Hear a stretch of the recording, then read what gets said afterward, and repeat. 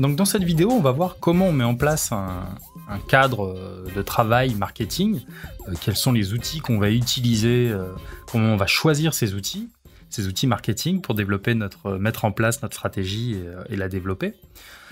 Donc premier point qui me semble important, c'est d'avoir une vision claire de ce qu'on appelle les funnels. Donc du moment où ils arrivent sur votre site jusqu'à l'étape finale où ils payent, les internautes empruntent un chemin et ce chemin, on l'appelle un funnel. Il peut exister une multitude de funnels selon votre business, selon les canaux par lesquels arrivent vos visiteurs, selon la psychologie même de vos visiteurs au sein de ces canaux. Il y a un découpage élémentaire qui convient à la plupart des activités, c'est ce fameux découpage en 3 phases, trafic, prospect, client. Cependant, cette phase intermédiaire, la phase de conversion en prospect, en fait, elle est bien plus complexe que ça et elle peut se découper en une multitude de sous-phases. Et ces multitudes de sous-phases, en fait, elles sont faites de petites actions, des clics sur des boutons, des passages d'une page à une autre, et c'est ce qu'on appelle des micro-conversions. Donc votre objectif, en fait, c'est d'identifier et d'optimiser le funnel qui correspond le mieux à un type de client et à un type de contexte.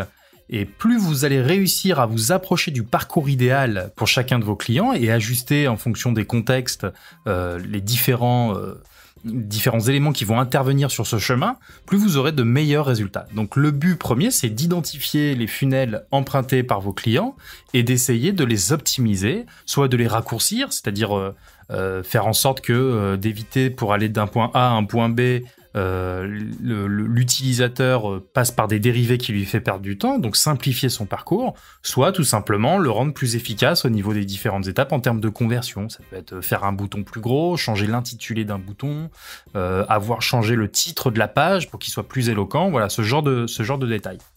Ensuite, ce qu'il faut avoir en tête, c'est la notion de retour sur investissement.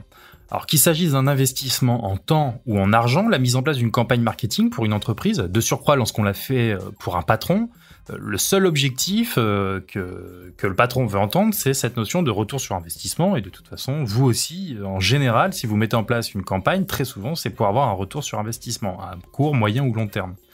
Donc avant la mise en application concrète de votre campagne, il va falloir lister toutes les données et les moyens de les recueillir, qui vont vous permettre d'évaluer ce retour sur investissement. Toutes les petites datas, les paramètres que vous allez surveiller et qui vont vous permettre d'avoir un retour le plus précis possible sur le retour sur investissement en question.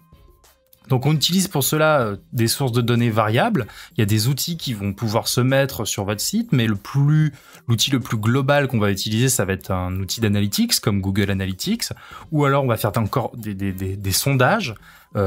Si vous faites du tracking téléphone avec des outils spécialisés, vous allez aussi utiliser ce genre d'outils. Donc voilà, l'idée de base, c'est déjà de lister toutes les données qui peuvent être intéressante à recueillir et avant de lancer la campagne, de mettre en place les outils qui vont vous permettre de recueillir ces données-là. Ensuite, il faut savoir aussi que les outils d'advertising comme Google AdWords ou Facebook, les annonces sponsorisées Facebook, vous donnent des statistiques sur les volumes de clics potentiels, sur la portée de vos publicités, de vos publications. Vous pouvez aussi trouver des informations sur Google sur des taux de conversion moyens observés par secteur d'activité pour avoir une estimation de départ. D'une manière générale, pour vous donner comme ça une idée de chiffre, si vous avez 3% de taux de conversion, faut savoir que c'est plutôt optimiste.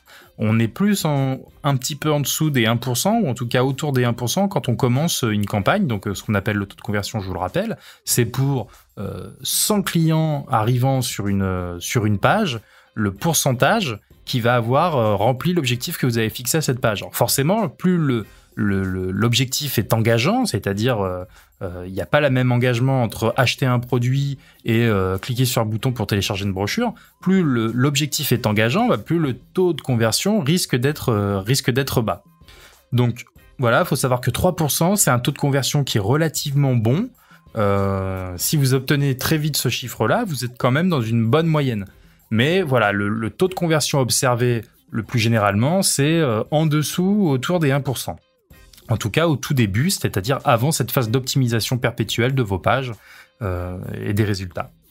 Donc, en faisant un petit calcul de toutes ces données, c'est-à-dire les données trouvées sur Google, les données que les outils d'advertising vous donnent, vous allez pouvoir faire une moyenne de la prise de risque que ça va engager chez vous. Vous allez savoir que en partant d'un taux de conversion à tant de pourcents, selon le nombre de visites que Google prétend pouvoir me donner avec un coût de campagne équivalent à tant d'euros, vous allez pouvoir faire un petit calcul et savoir globalement si vous prenez des risques à investir tant d'euros et combien potentiellement ça peut vous rapporter. Donc déjà, voilà, vous pouvez faire un travail préalable sur la prise de risque et vous décidez si vous voyez que si c'est une prise de risque trop grande ou s'il y a une réelle opportunité.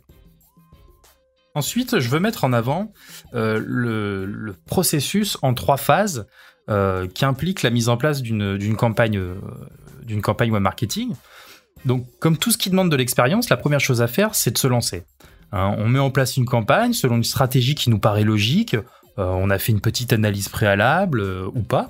Et on va avoir une phase de réflexion, puis on va se dire, voilà, donc je choisis tel canal, le Google AdWords, je fais ma petite recherche, j'estime que c'est potentiellement là où je peux avoir les meilleurs résultats, et on tente. Une fois qu'on a tenté, on va évaluer les résultats, c'est-à-dire qu'on aura, par rapport à cette phase où on aura déterminé quels sont les critères qui vont être importants à relever, les données qui vont être importantes à relever, on va essayer d'analyser et de relever soit des anomalies, soit des opportunités. Et une fois qu'on a évalué, on va prendre des décisions, on va traiter, et on va recommencer cette campagne où on va décider tout simplement de l'arrêter. Ça, c'est une autre éventualité. Donc voilà, il y a un processus en 3 phases qui est la toute première fois l'expérimentation, suivi de l'évaluation des résultats, du comportement de cette campagne, qui va amener à la fin une décision.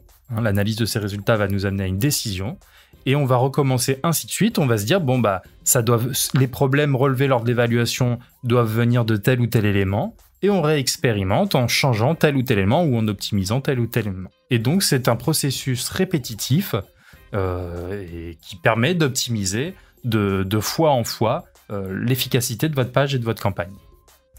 Pour finir cette vidéo sur une note plus pratique, j'ai décidé de faire un plan en 4 étapes. Sur comment vous allez identifier ces fameux outils qui vont vous servir tout au long de votre stratégie web marketing. Donc la première étape, ça consiste à lister les sources de trafic, tout ce qui peut générer du trafic le plus qualifié possible sur votre site. Donc cette liste, je vais vous donner quelques exemples. Vous avez l'advertising, donc Google AdWords, la publicité vidéo sur YouTube, Facebook, les pubs LinkedIn, les pubs Twitter, etc. La plupart des réseaux sociaux ce genre de plateforme proposent des systèmes de publicité. Vous avez le référencement naturel, donc création d'articles de blog. Vous pouvez faire des partenariats en faisant par exemple des articles invités, c'est-à-dire que vous allez créer des articles pour d'autres blogs qui vont générer du trafic sur votre site. Vous avez les super lancements qui consistent en fait à utiliser la mailing list de partenaires et qui vont faire la promotion, en tout cas qui vont parler de votre produit, qui vont dire voilà, il y a un nouveau produit qui est génial, qui a changé ma vie sur tel site. Et donc en l'échange, vous pourrez faire éventuellement contribuer au super lancement de cette personne ou trouver tout autre terrain d'arrangement. Il suffit simplement de se mettre d'accord. Ensuite, vous avez les réseaux sociaux au sens plus standard du terme. Donc ça, c'est vraiment sur une stratégie de publication de contenu bien spécifique au type de réseau que vous allez utiliser. Par exemple, si vous dites ouais, Facebook, j'ai des clients potentiels. Dans ce cas-là, vous allez choisir le type de publication, des publications plus légères, des publications type humoristique ou des publications type des choses étonnantes qu'on n'a pas l'habitude de voir. Des publications plus orientées visuelles, parce qu'on sait que sur Facebook, tout ce qui est photo et vidéo, ça se partage mieux, ça attire plus l'attention que de la publication de texte. Donc de réfléchir à quelle est la plateforme sociale la plus adaptée et de travailler sur une nature de publication la plus optimisée pour ces plateformes. Les communiqués de presse sont une excellente source de trafic. Le buzz, ça peut être une source de trafic énorme. Le seul problème, c'est que c'est pas une science exacte, c'est pas évident de trouver la bonne idée.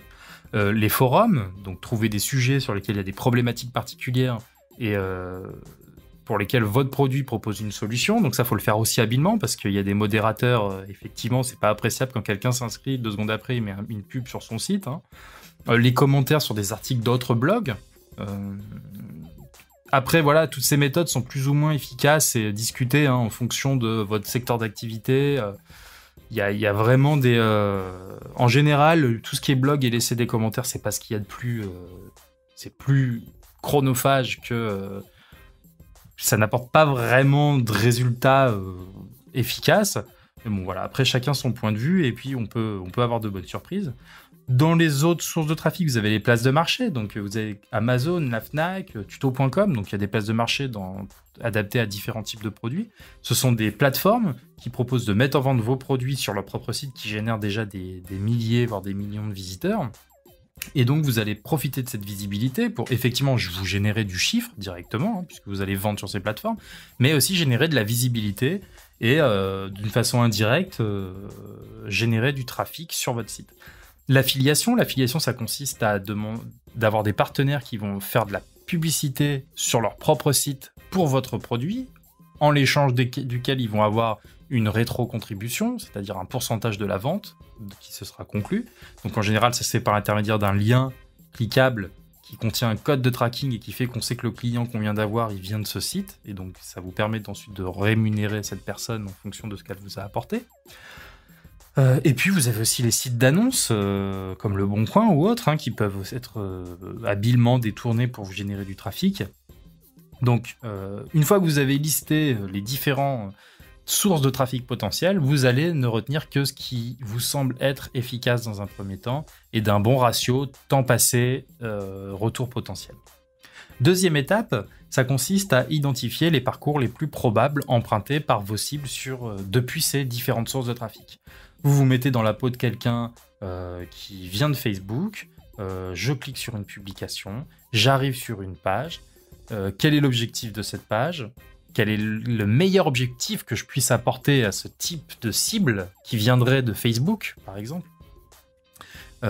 Et ensuite, quelle serait la deuxième étape la plus adaptée et voilà, d'identifier les parcours potentiels. Donc, il y faut avoir en tête, quand on arrive à cette étape, de se dire que ça n'existe pas, ou dans de très rares cas, la personne qui arrive sur un site, qui ajoute au panier et qui valide et qui paye sa commande. Non, il y a toujours cette phase intermédiaire entre trafic et client qui est subdivisée en plein de petites micro-étapes, et vous devez réfléchir à comment peuvent s'agencer, quelles sont ces micro-étapes. Alors, je vais vous donner un exemple. J'arrive par l'intermédiaire de Google sur un article de votre blog. À la fin de cet article de blog, on me propose d'aller beaucoup plus loin sur le sujet en téléchargeant un guide gratuit, en laissant mon email et mon prénom, chose que je fais. Du coup, je reçois de temps en temps des emails qui vont me proposer de nouveaux articles, de nouveaux sujets. Je suis amené donc à retourner sur votre site, à lire des articles, et puis un jour, il y a un autre contenu qui m'est proposé, mais pour avoir ce contenu, il faut que je like votre page Facebook, admettons. Donc je like votre page Facebook, et puis un jour je suis sur Facebook et je vois une publication, vu que maintenant j'ai liké votre page, je reçois vos publications, et là il y a une publication sur laquelle je clique, qui en fait m'amène sur la présentation d'un de vos produits. Je n'achète pas tout de suite ce produit, par contre j'ai un cookie qui s'est installé et qui fait que quand je navigue sur des sites partenaires Google AdWords, je suis remarketé, et je ne suis pas remarketé d'une façon comme ça standard, je suis remarketé avec une annonce visuelle dans la colonne de droite qui me propose un code promo valable jusque le temps du mois, avec moyennant un code promo. Donc je saute sur l'occasion et là j'achète pour la première fois sur votre site. Donc il s'est peut-être passé plusieurs semaines avant que j'achète ce premier produit. Et puis on peut aller plus loin en faisant des étapes supplémentaires. Admettons, quand j'ai créé mon premier compte en achetant mon premier produit sur votre site, j'ai renseigné ma date de naissance, et donc du coup vous m'avez envoyé une promotion spéciale adaptée peut-être au premier produit que j'avais acheté aussi. Une offre spéciale, date d'anniversaire, Brice, c'est votre anniversaire, vous avez récemment acheté tel produit, nous vous offrons 30% pour l'achat de ce produit complémentaire qui vous simplifiera grandement la vie. Donc donc là c'était un peu sophistiqué comme parcours, mais voici un peu l'exemple type de comment quelqu'un arrive à connaître votre site et devient un client.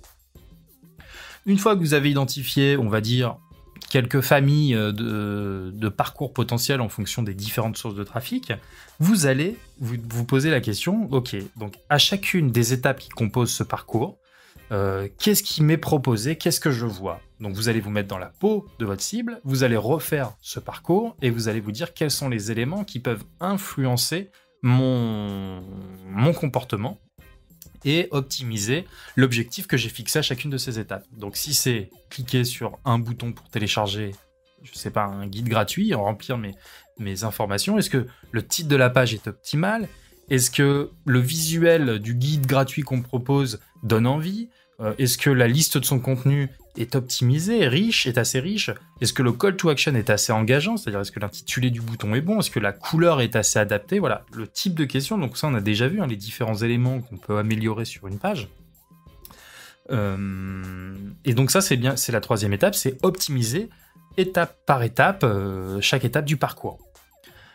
Quatrième et dernière étape, ça va être d'identifier les indices de performance clés, les KPI, Key Performance Indicators. Donc en gros, on va essayer de lister quelles sont les valeurs qui peuvent être intéressantes de capturer à chacune de ces étapes, si on parle d'optimisation de conversion d'étape par étape, et aussi pour obtenir vraiment des valeurs les plus précises possibles en termes de retour sur investissement, de lister ces fameux KPI qui vont me permettre d'avoir les chiffres les plus intéressants concernant le retour sur investissement. Donc vous allez lister tous les éléments, toutes les informations que certains outils peuvent vous fournir pour avoir une information judicieuse sur la possibilité d'optimiser ces pages et pour avoir des informations importantes sur le retour sur investissement. Et une fois que vous avez toutes les données dont vous avez besoin, vous allez essayer de réfléchir aux outils qui peuvent vous apporter ça. Donc ça peut être Google Analytics, ça peut être des sondages directs, des sondages via email, ça peut être des outils que vous installez sur votre site e-commerce. Si on parle de WooCommerce, vous avez par exemple un plugin qui vous permet d'avoir l'historique du parcours client. Vous avez un plugin qui vous permet de savoir les paniers abandonnés. Donc voilà tous les outils qui vont vous donner des statistiques et qui vont vous permettre ensuite de prendre des décisions.